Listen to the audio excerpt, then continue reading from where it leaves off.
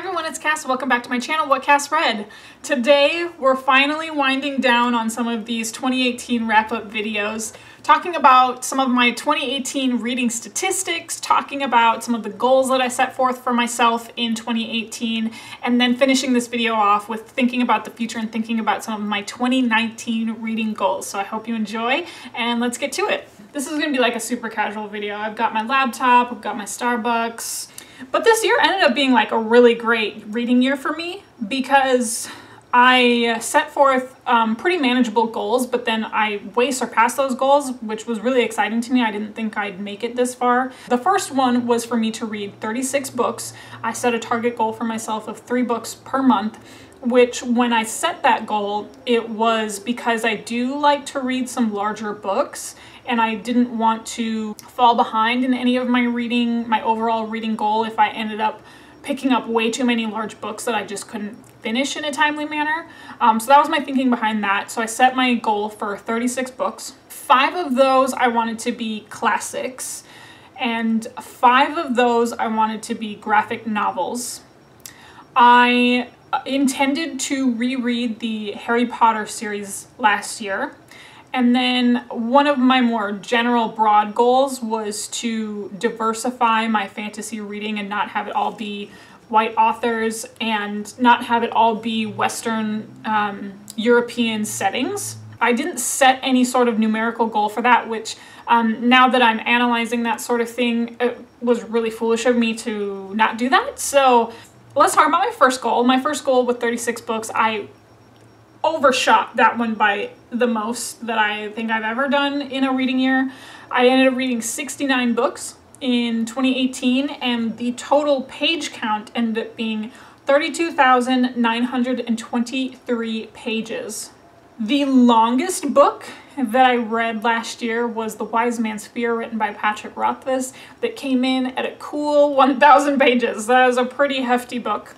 The shortest book that I read, I don't know if it's like, if I want to cheat and call it the shortest book that I read, but that ended up being These Dark Days, a poetry chapbook. It was written by Hope Zane, and she just so happens to be my cousin. I was gifted that book for Christmas, and it was 24 pages long. So whether or not we want to count that toward my shortest book, aside from that book, I believe it was Willful Princess and the Piebald Prince, written by Robin Hobb. That was one of the novellas that I read last year, as well as The Witches of Lichford was something that I read in October. The average length of books that I read, so the main reason why I set that goal of 36 books was because I tend to read larger books, but the average length of the pages that I ended up reading was 477. So like not quite that 500 page mark, but pretty close. So that to me tells me that I'm still picking up large books. Did I reread the Harry Potter series this last year? The answer is yes. I reread the whole series over the summertime, and so that did end up being the most popular book that I read this last year, with was Harry Potter and the Sorcerer's Stone. There were 5,667,244 people on Goodreads who had also said that they had read Harry Potter.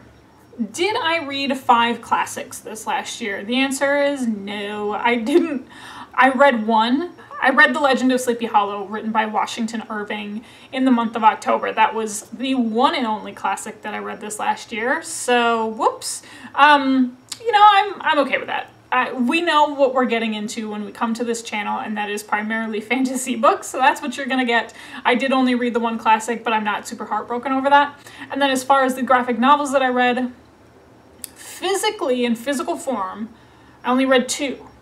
But one of them was Saga Book 1, which contained volumes 1 through 3, so I'm gonna count that as having read 4 graphic novels. Okay, now let's look over my stats, because one of the best things that I came across were just these reading statistics spreadsheets and how people are tracking their books throughout the year. I'm a spreadsheet junkie, I'm a spreadsheet nerd. I did end up creating my 2019 reading spreadsheet, and it took me 3 hours. I'm not sorry about that at all. All right, so the average star rating that I was giving books was a 3.8 on Goodreads. My best reading month ended up being the month of August. I read 11 books over the course of the month of August, and that solely has to do with the NEWT's readathon that is hosted by Book Roast. I crushed that readathon because I was like really determined to do it like in the order that she insisted that we do it, and I was really determined to do that readathon and obtain all of the proper exams to fulfill my dreams of becoming an auror in the wizarding world. Every other month, not that it was significantly less, but there were some months that were not so great. My lowest reading month ended up being the month of May, and I only read one book in the month of May. Which book did oh, that book, that was The Willful Princess and the Piebald Prince. The highest page count, pages read per month, that's actually like a switch. So November ended up being the highest page count reading month for me with 5,027 pages. And then August, even though I read 11 books, I came in at 4,492. So that's interesting. Overall, the days per book that I averaged throughout the year, it took me about 8 days to finish a book throughout the entire year. And you know what, I'm fine with that, because if some of these books that I've been picking up were like 500 pages, I think taking a week to read that kind of length is pretty good, actually. Fantasy rules all on this channel, so 64% of the books that I read over the course of the year was fantasy. So that was 44 books in total. And then the next highest category, ooh, that's interesting, that's a tie. So romance and science fiction. What were my romance books? I read the Fever series. Oh, okay. Yeah, Soulless by Gail Carriger, and then Changeless, also written by Gail Carriger, the first two books of the Parasol Protectorate series. I classified that as romance because it was more like an urban fantasy, paranormal romance series. So that's how that ended up getting up there.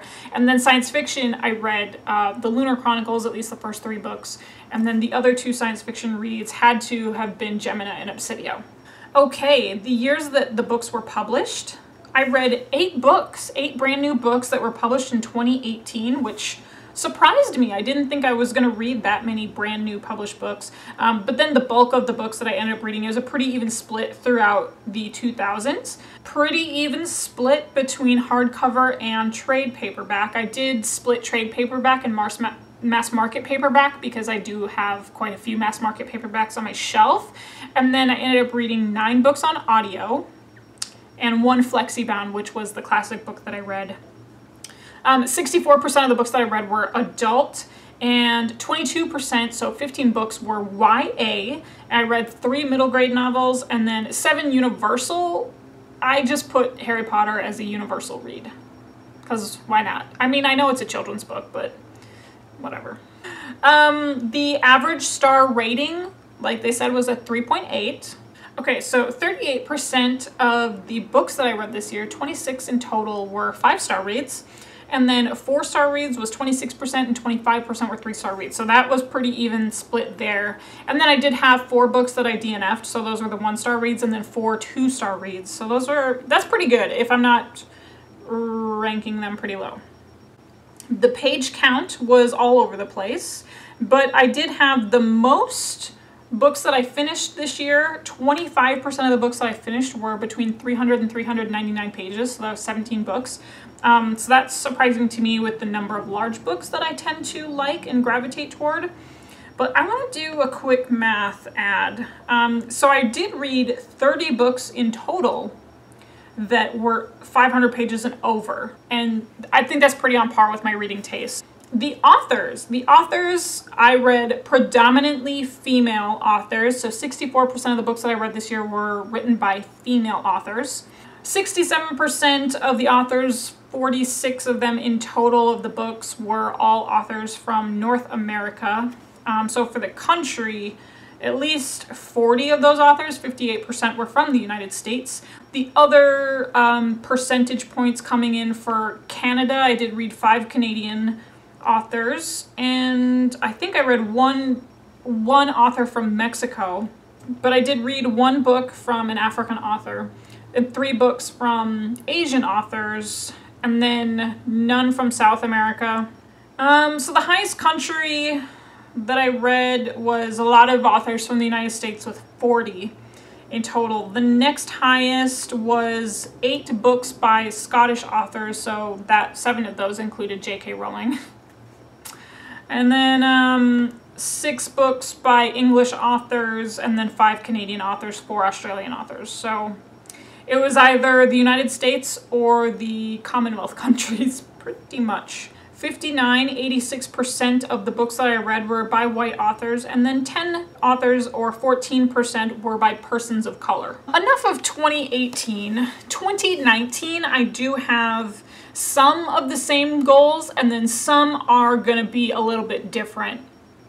So the first goal that I set for myself for 2019 is to read 36 books. I still think 36 books or 3 books a month is still a pretty good number to shoot for me, especially because I do work full-time, and if I'm trying to read the books that are currently on my shelf, then I want to be able to accommodate some of these larger books that I have. So I'm still fine with 36, but as you can see, I smashed it last year, so I'm really comfortable with 36, and I hope to continue to see what I can do this year.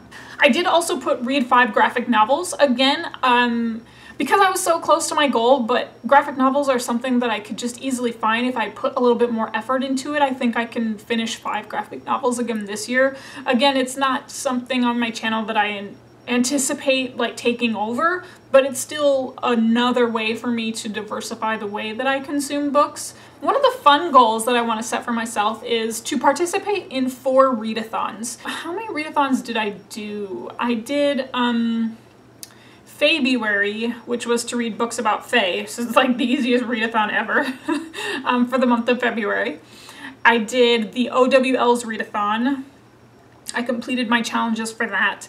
I completed the NEWT's readathon, completed my challenges for that, and then I was a co-host for the One Readathon to Rule Them All, which is the All Fantasy Readathon, and that one was really exciting for me to participate in as well.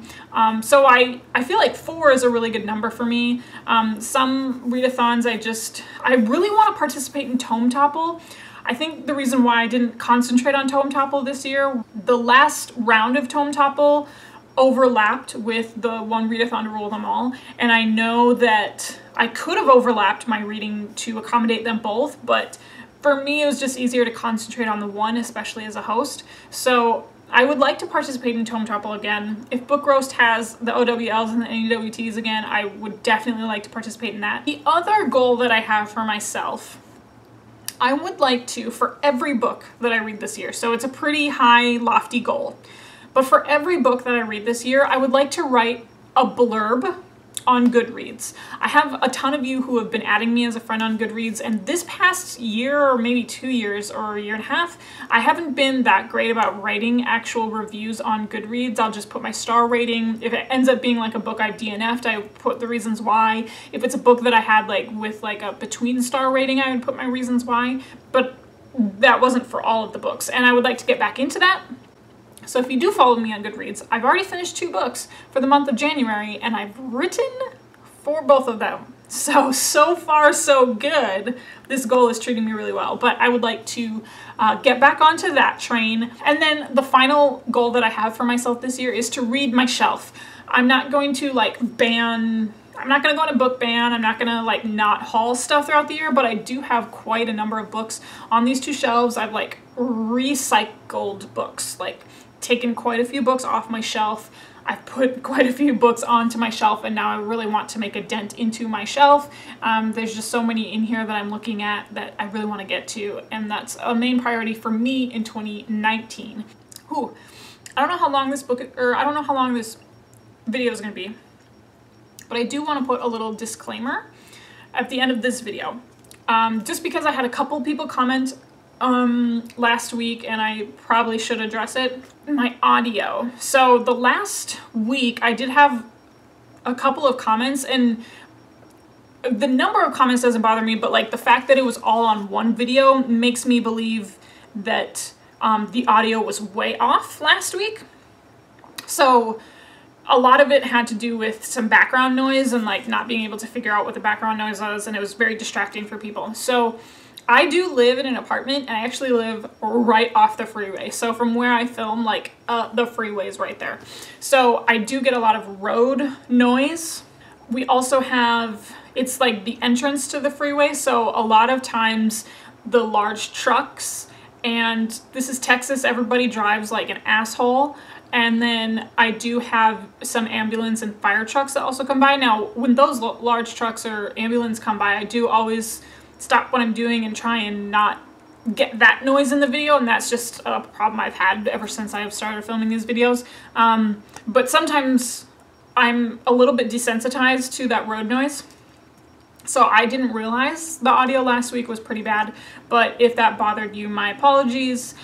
I just don't know what I can do to fix it because of the nature of my apartment. So keep letting me know if, like I said, I'm pretty desensitized to a lot of the road noise, but if the road noise does get really bad in another video, then I'm gonna have to come up with a solution for that, so that way the audio quality is good, that you still want to tune into my videos, that you're not distracted in any other ways. So keep letting me know. I appreciate the feedback. But otherwise, goals. 2018 wrap up, 2019 goals. What were your goals for 2019? How did you do in 2018? All that good stuff. And then you can find me on my Instagram and Twitter. It's at whatcassread. It's the same as this channel. Should be super easy to find for you. And then of course my Goodreads link is always listed down below for you. Other than that, you guys know how these videos end. I will talk to you later. Bye.